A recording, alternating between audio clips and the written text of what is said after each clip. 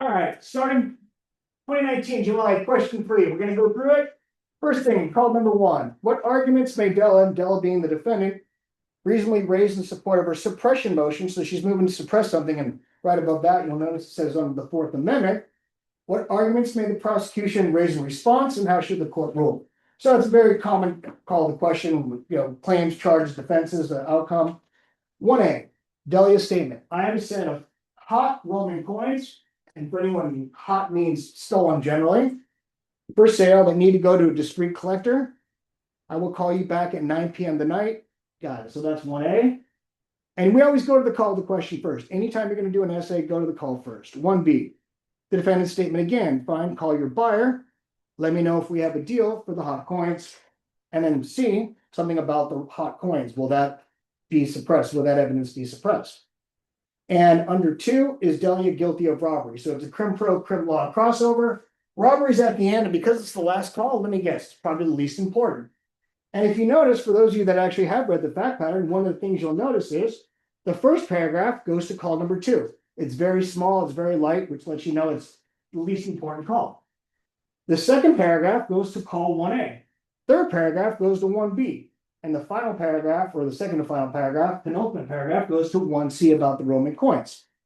And right there, they've organized the essay for you. And if you were just to take a look at the facts, the number of facts there, what call of the question would you think is the most important? Well, the most amount of facts, or at least the most amount of word count, is in the third paragraph, which goes to call 1B, knowing that that is by far the most important call of the question. And on this essay, it was. All right, so let's take it from the top. Delia entered a coin shop, pulled out a toy gun. So the fact they mentioned a toy gun doesn't matter. If I'm a clerk at a store, does it matter whether it's a toy gun or a real gun?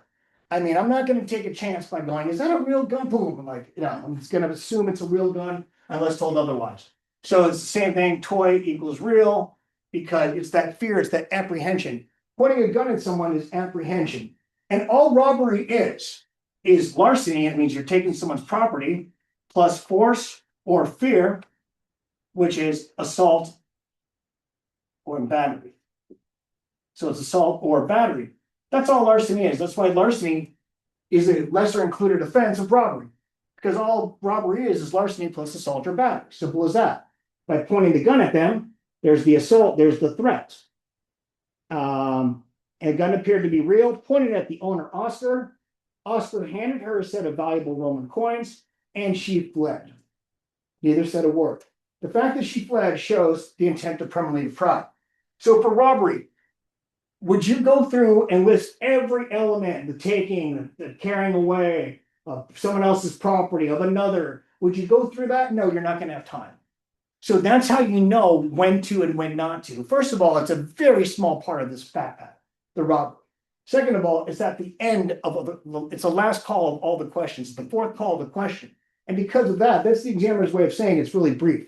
The only 2 things they want you to discuss is toy gun, real gun, same thing. And the fact that they fled shows the intent to permanently run away, that they weren't just joking around and going to return. That's it. So that's all they're looking for there. And looking back at these essays, when I graded a bunch of them, nobody missed that one. I'll tell you, there's only one call that everybody missed. I graded 39 of these essays. 36 of the 39 got the exact same score. They all got 60s because they all missed the same thing. And you probably miss it too. If you don't, you'll miss it until I point it out. Okay, second paragraph. Subsequently, the police received an anonymous email. Now, when you get an anonymous email, that's not enough for probable cause or even reasonable suspicion. You need more than that. That stated, your coin robber is Delia. She's trying to sell the stolen coins. All right, so in that situation, we don't have enough evidence to do anything. You can't even detain her, you can't arrest her, you can't get a search warrant. But what you can do is you can do surveillance. The cops will look and try to get any information about her. Detective followed Delia. There's the what's the word I'm looking for? Where they follow somebody, surveillance, and saw her using a payphone in a public alley. Now, payphones are very few and far between these days. Even in 2019, they were as well. But a payphone in a public alley, you're not in a phone booth. They used to have phone booths where you couldn't hear what the other person was saying, but they were glass so you could see them. And back in the day, the Supreme Court ruled on that. that you have a reasonable expectation of privacy in a phone booth as to what you say, not what somebody can see. All right, so if they can read lips, then you might want to cover your mouth. Detective Fawn following the guy as he walked past her. So she's on a payphone in a public alley. Realize she's in public.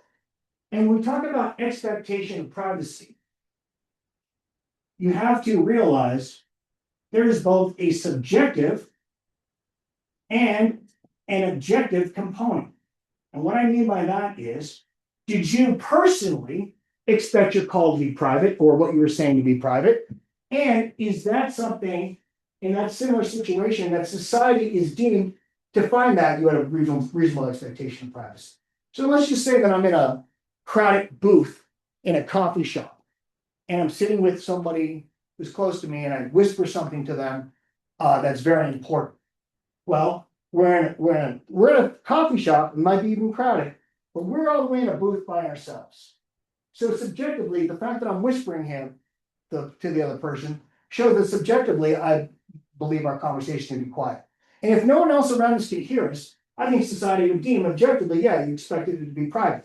So if someone had placed a recording device underneath the table, they would clearly be invading our privacy, and that would be unconstitutional if the police did it, unless, of course, they had some kind of warrant or something like that. Because you do have expectation of privacy in that regard, although I think that would actually, whether or not they could do that, I mean, you really have no standing to contest that because it's not your coffee shop. That'd be interesting.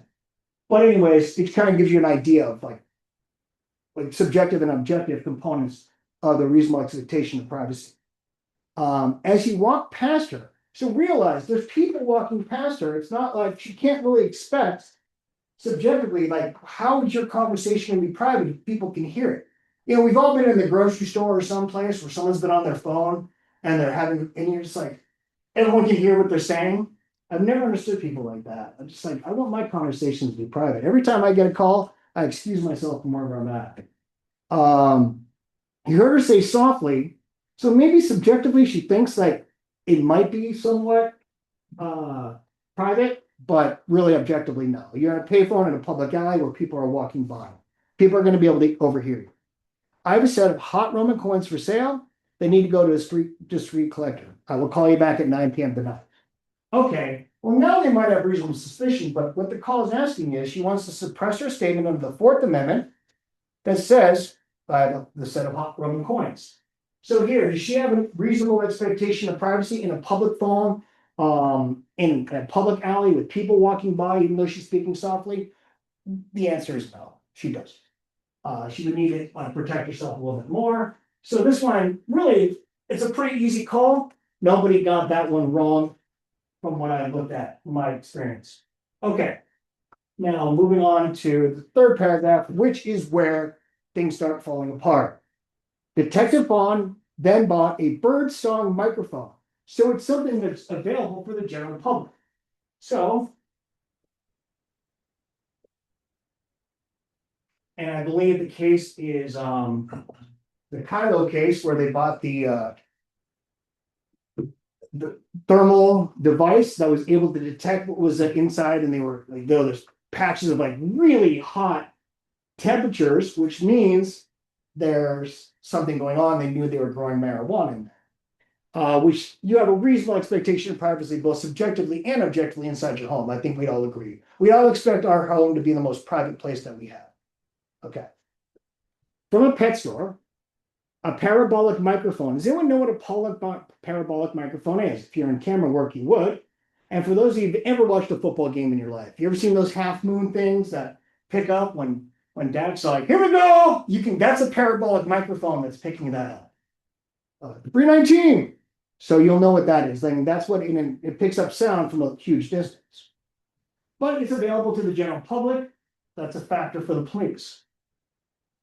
He went to Nell, and they say Nell because N stands for neighbor. Neighbor's house, which had a deck that overlooked the alley. And Detective Fong lied to Nell, saying that he needed to go on the deck because we were investigating a terrorist plot and lives were at stake. Says Nell let him onto the deck at 9 p.m. that night. Okay, was that a constitutional entry? I mean, they didn't lie about their identity. but they are lying about the purpose for which they want to enter. So believe it or not, that is unconstitutional. So the entry, so the first thing was the microphone, unconstitutional entry to Nell's house. So the question is, because of the fact, fruit of the poisonous tree, because of the fact that the original entry was unlawful, everything else after that would be unlawful. So would you be able to suppress Delia's statement based on the fact of the illegal entry? And the answer is no. Why? Because I have no standing to contest the search of Nell's house. It's not my property. I know a lot of courses talk about standing and tell you, oh, always put it in the beginning of everything. And it's interesting, when they actually do test standing, you'll miss it 9 times out of 10, I promise you.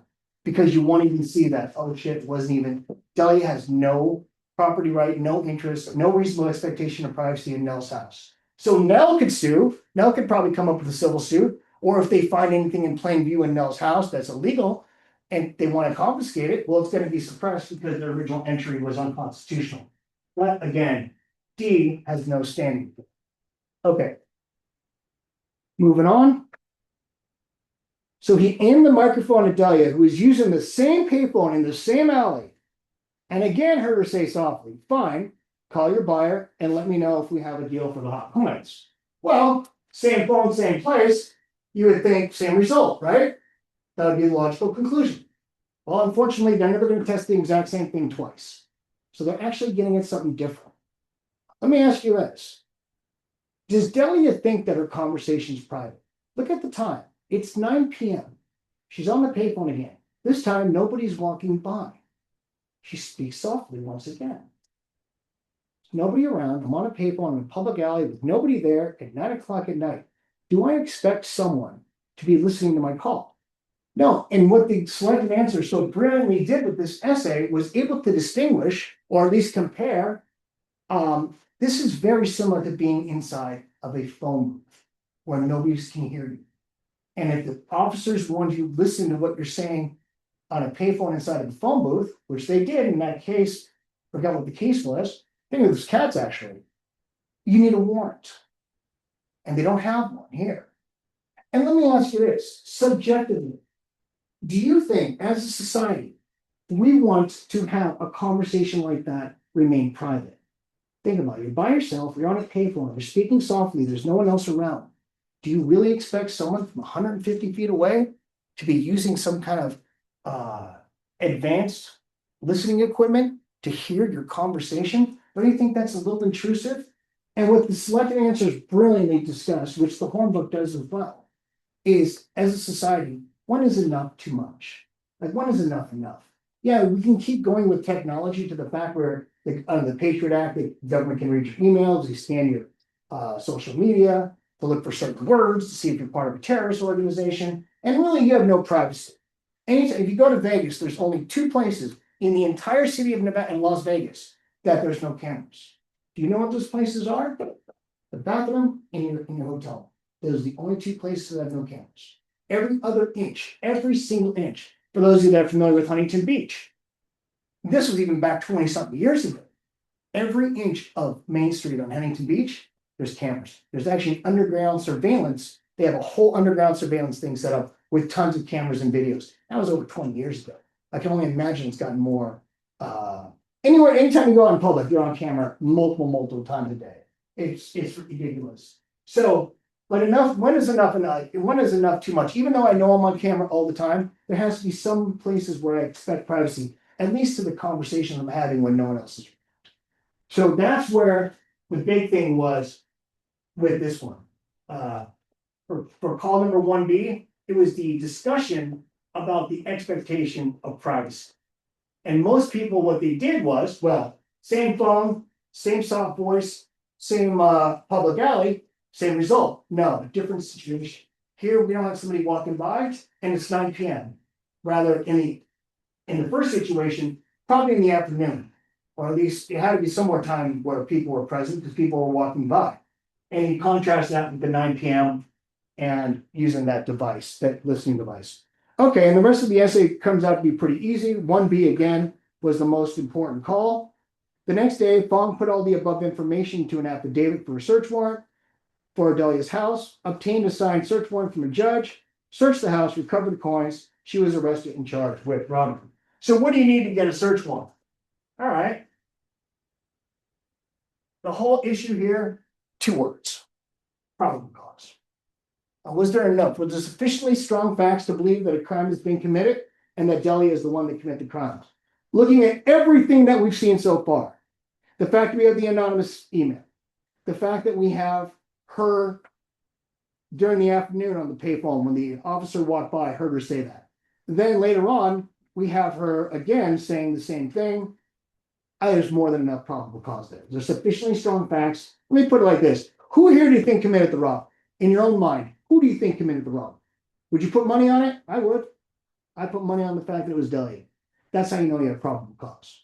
When there's sufficiently strong facts to believe that a crime has been committed and this is the person who committed the crime. So that's why you can arrest her. All right.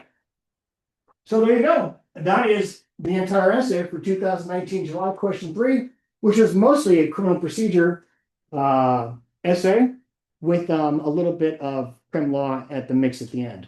All right. So now we can open up for discussion. Ethan, Matt, go ahead and that's the end of it. All right. So go ahead. Let's talk about this real quick. Give me a second.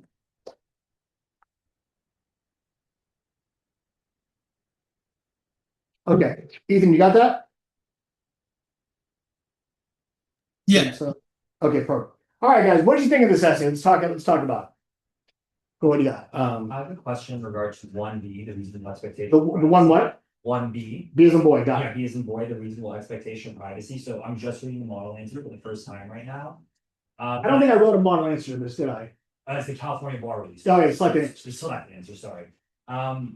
And I'm understanding the concept of the 150 feet noise listening device, but the fact. Can anyone hear him okay? Oh, you can. Excellent. Perfect. Good. Thank gosh. But I get what you're talking about, the alley, but at the end of the day, it's a public place and the facts are silent in regards to whether or not no one is around. So can you kind of expand on that or how we make that? 9 p.m. So we're just gonna assume. Well, I think it's a logical assumption. I mean, also before they told us there were people around. So they're trying to make you think. I mean, it's 9 p.m.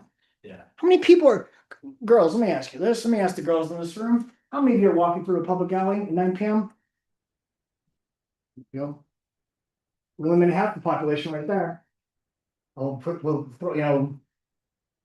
mean, how many people are really not walking through alleys at 9 p.m.? Okay.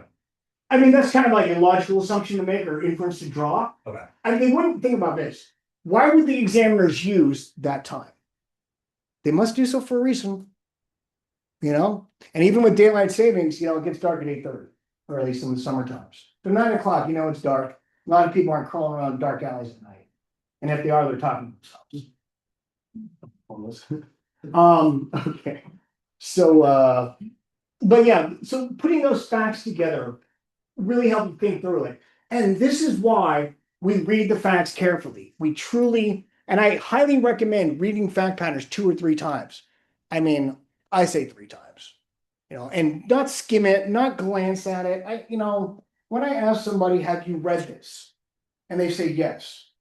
And then we have this happen this week twice. Remember I say, please don't lie to me. Well, it happened multiple times after I said that on class. Look, you're not going to disappoint me. You're not going to impress me. Just tell me the truth. That's all I ask. Because if you have read it, and because this person said that I didn't know to go to the file first in the PT. Did I cover go to the file first at all? How many times? Did I even walk through going through it? The instructions on the daily message said it. I mentioned so there were 4 or 5 times. And so when this person said they didn't know, I'm like, well, which part of those 4 or 5 times that I mentioned it didn't resonate? Well, it turns out they didn't read anything, didn't listen to anything, didn't follow anything. But don't tell me you did, because then I have to go through that 20-minute speech about what I'm trying to figure out where the disconnect is. Anyways, reading the fact patterns multiple times. Who would have solved the standing argument? Who would have missed that? Raise your hand if you would have missed that. Yeah, right? You wouldn't have thought, oh, and in the outline, doesn't have the outline with them, there's like a little thing for the unlawful entries, is this the outline? Let me see this for Crim. I always thought they could, like, police officers could lie. Okay, okay. Not to the defendant, but to, to now, to not. If anyone knows what page it's on about the entry. Give me a second. There it is, my search. Where they can, but what they can do about the entry, let me know if you find out what page it's on. There it is, on page 1368. Officer conceals his identity, that's valid, like who he is. If I'm an undercover officer, think about that, otherwise, for those of you that like dabbled in anything illegal, do you know what happens if you ask somebody, are you an undercover cop? What do they have to tell you? Yeah, they have to say yes? They don't. You went to law school, did you? Unbelievable. They don't have to say this. And you guys are arguing about my price being too high. That's $100 grand of education right there. No, think about this. There would be no undercover cops if they could say, oh yeah, you got me. Shit, you guys asked the one question I was hoping you didn't ask me. Are you fucking out of your mind? That is the biggest myth, one of the biggest myths out there. And this is why we have the bars. Is because if you're telling that to someone in the public, the whole point of the bar exam, by the way, is to test minimum legal competence and it's to protect the public. If she was your lawyer, and I'm not trying to pick on you, please. That's fine. I'm not picking on you, I'm just saying in general. And they said to you, oh, that's all I have to do? How pissed are you gonna be with her when you've got now 20, you're looking at 20 years of life? Right? Thinking like, that would be the easy way. No, they can lie about their identity. They can lie, that's right. So now, you're never gonna forget. But what they cannot conceal is the purpose for the entry. So everybody, if you're on page 13 of 68, they can't lie about the purpose for their entry, why they're there. Look, if there's two cops at my door, I know who they are. All right? I'm not letting them in. Simple as that. I don't care what the purpose is. But if they act like they're gas company people, I wouldn't even think twice. Oh, they're saying, come on in, guys. I wouldn't think twice. But I'm not letting policing, so we see how that would. But if there's a guy that I'm going to sell drugs to, I'm going to sell stolen credit cards to, or whatever the case is, and he's a plainclothes guy, and I think it's Bob. No, it's Bob, it's Joe's friend. Well, that's on me. You see that? See the difference? So they can conceal they can't conceal their purpose, they can conceal who they are. Obviously, for undercover cop work would never even take off if they had to tell you they were a cop. They might as well just wear the uniform at the Harley Davidson meeting, they infiltrate the Harley, like the 1%ers. So anyways, okay, everyone get that? Everyone clear on that? And you see why we don't do a whole breakdown of larceny here, or robbery. You don't have time. How are you going to have time here? And the only thing they were getting at for here was the probable cause. Was there probable cause? And there has a definitive conclusion. Definitive conclusion, definitive conclusion, definitive conclusion. Here, there was no answer. Does that make sense? Does everyone understand what I'm saying? Go ahead. Can you explain why there's no answer? Absolutely. Is this statement was the statement lawfully obtained? Yes. No doubt about it. You can't say yes or no. The statement was lawfully obtained because she was in public, people were walking by, and she has no expectation price. Is the search warrant valid? Or is it based on probable cause? Absolutely. There's no way you can argue otherwise. There's no logical, there's not even a counter argument to that. Everything is, no. Is she guilty of robbery? Yes. There's no way you can argue the other side. You know how sometimes they say, you'll hear your professors or whoever, or the courses or whatever, they'll say, I'll always make the counter argument. Not when there's no counter argument to make. As a lawyer, as a good lawyer, you're going to have to concede certain positions. That's what makes you credible. The only trial I did, I had a client, he had 4 counts. It was a criminal case. And I said to him, this is what we're going to do. We're going to admit 3 on the stand that you did X, Y, Z, the small ones, tiny ones. We're going to argue the one. So you're going to build credibility by saying, yes, that happened, yes, that happened, yes, that happened. Good. Perfect. The jury's like, oh, wow. Okay, good. Because they had him dead rights. They had him dead rights. There's no reason to argue. There was no counter argument. There's no bullshit. And then the 4th one, the main one, we're going to bring in Cause now they're like, oh wow, this guy's actually telling. So you know what my client did after 2 days of coaching him? 2 days of coaching him. You know what he does on the stand? Fucking lies his ass off about everything. And I'm sitting there, no! Guilty. So I didn't even give a shit. He's like, I looked at me and co-counsel, my buddy Max. I did the case in Utah, and he goes, "Hey, I want to appeal it." So, Matt, this is you, dude. I'm not dealing with this guy. I didn't get paid for doing it though. I decided to come in pro hoc as a courtesy of my buddy Matt. We went to law school together. I go, next time you have a case, I'll come in pro hoc and I'll talk to the jury. You know, let me talk to the jury, give the closing and everything. So he's like, "Oh, I got a case in 2 weeks." I'm like, "All right, guess we'll find out." Anyways, yes, you had a question for him. Had a question for me. Yeah, so the call of the question says what arguments made Dahlia reasonably raise and what arguments made the prosecution raise. I mean, yes, I get the ruling is, like, because you mentioned that it's there's answers to these sub-questions. How would you organize the essay in support of like Dahlia and prosecution? No, I don't worry about that. I'm just gonna talk about the reason, exactly, this right here is the exact way. First of all, we go in order to call the question. And here, with the hot points, I mentioned, the only thing I'm discussing is public alley, Fourth Amendment, unreasonable search and seizure. So the whole purpose of the Fourth Amendment, the Fourth Amendment can be answered in one word. What's that? What is that? Huh? Street. Like, okay, good, on the street. A little more. What's the one word that solves everything with Reason. yeah, unreasonable or reasonable, exactly. Is it reasonable? Is it unreasonable? That's it.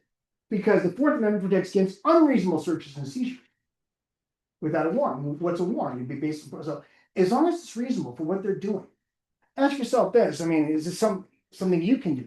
I remember one time this girl in my class, I can't believe she passed, because she could not get over the fact of how in the world, but no, this was like a 15-minute discussion in class, and oh my god, and the class was getting so frustrated, and I told her, "Go please call me after class, I'll explain it to you." And she was upset after a 15-minute conversation where I didn't know what to say. Her problem was, but what if your blinds don't close all the way? That's not fair that they can see. And I'm like, well, then close your blinds. Think about it. When you guys are doing something, I don't know, packaging drugs, having sex, or whatever the case you're doing, would you close your blinds for your neighbors not to see? Yeah. You close the blinds whenever you don't want the outside world peeking in. And I said, well, close your blinds. She goes, what if they don't close all the way? What if they, we all have those blinds that just don't go all the way? I'm like, well, whose fault is that? She goes, but that's not fair. And I'm like, I don't know what to tell you. So, yeah, and that's on you. And they will do that. They will look in, just like when they come up to your car at a traffic stop, they'll shine their flashlight in your back seat. The one option will talk to you, the other one will go around the car and do that because you have no expectation of privacy. Could I see inside your car? Yes. There you go. So the police can do it too. And if I walk by your house and the window's open, can I look inside? Yes. Police can do the same thing.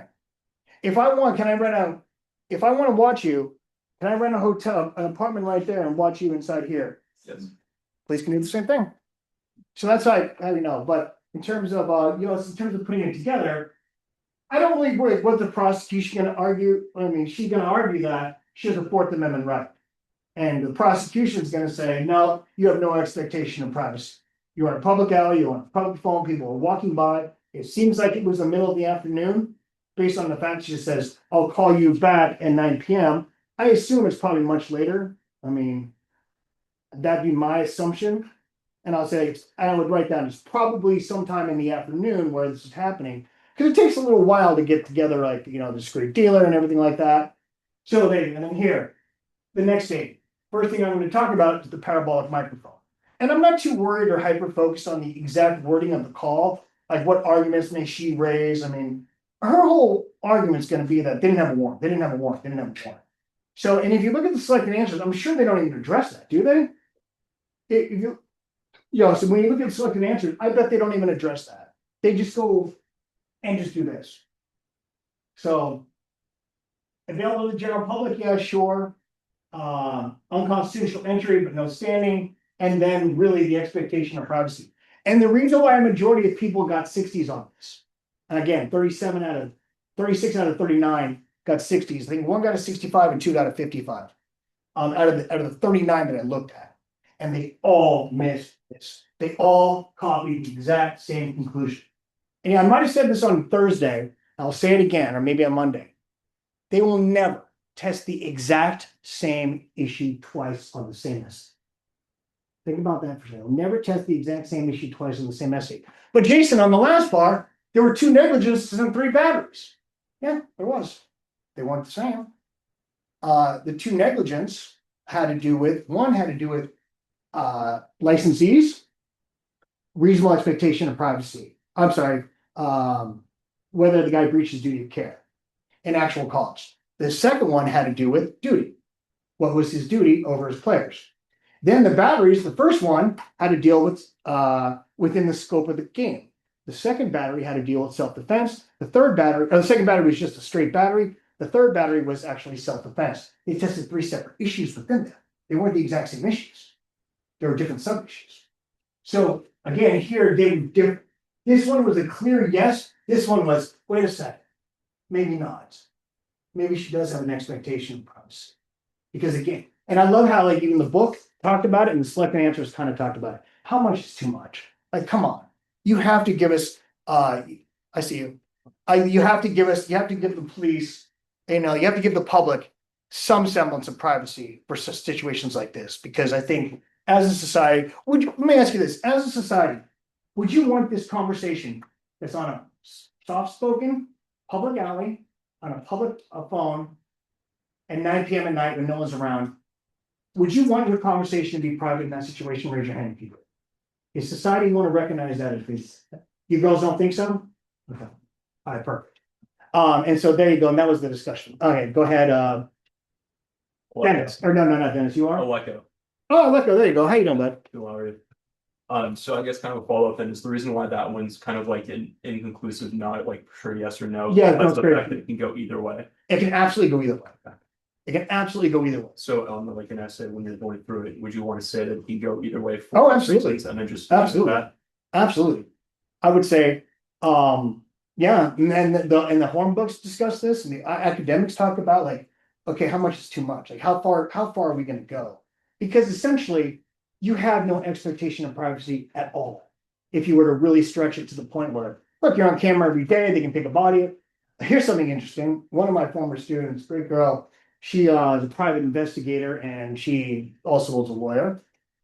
And she told me, Jason, if you ever need this, do you have any idea that they know exactly where you're at, how much time you spend there, every road you drove on? The license plate readers are ridiculous. They are that's why I'm like, how do people even commit crimes anymore? I mean, it's like impossible. I mean, I don't understand how they do it. Well, they have stolen cars and they swap out license plates. I get that. Then they switch them and whatnot. You can go in a parking garage and then switch it to a different car. They don't know which one you went into, especially a crowded parking garage.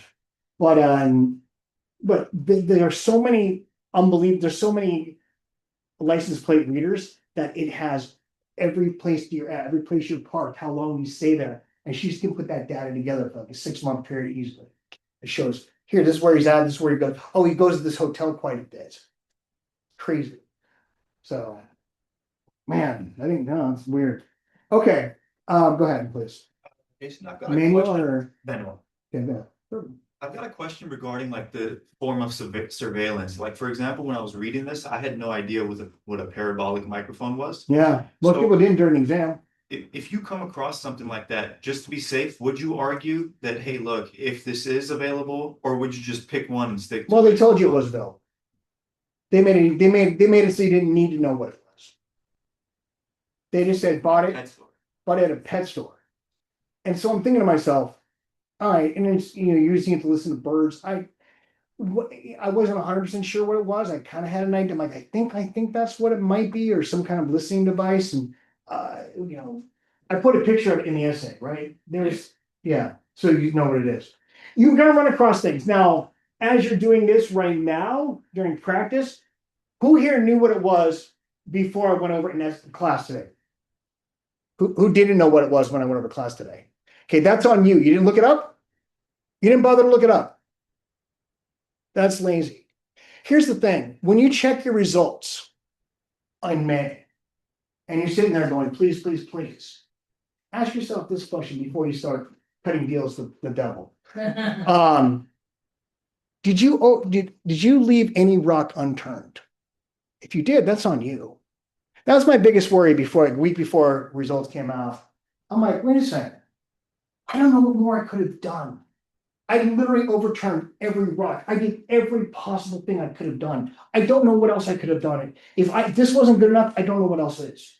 Realize I started doing MBE questions my third week of law school. I started going through essays my second month of law school, and I never stopped. So and I'm like, I don't know what more I could have done. Which shows you why I'm probably here right now. Because I took it really seriously. So if you didn't know what a parabolic microphone is, why didn't you look it up?